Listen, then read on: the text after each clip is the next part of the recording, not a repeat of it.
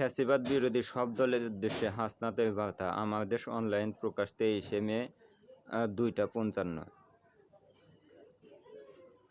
জাতীয় নাগরিক পার্টির এনসিপি দক্ষিণাঞ্চলের মুখ্য সংগঠক হাসনাত আবদুল্লাহ বলেছেন, যে বিভাজনটা অপ্রত্যাশিতভাবে আমাদের মধ্যে এসেছিল, সেই বিভাজনকে দেশ ও জাতির স্বার্থে মিটিয়ে ফেলতে হবে।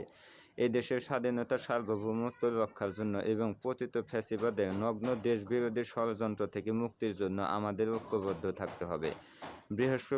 বৃহস্পতিবার ভেরিফাইড ফেসবুক আইডিতে দেওয়া এক পোস্টে এই বার্তা দেন হাসনাত আবদুল্লাহ বলেন, আওয়ামী ফ্যাসিবাদের পতনে দেশ-বিদেশে অনেক নাখোশ হয়ে আছে। এই নাখোশ বান্দারা আমাদের বিভাজনের সুযোগ নিতে আজকের এই অস্থিতিশীল দিন এনেছে।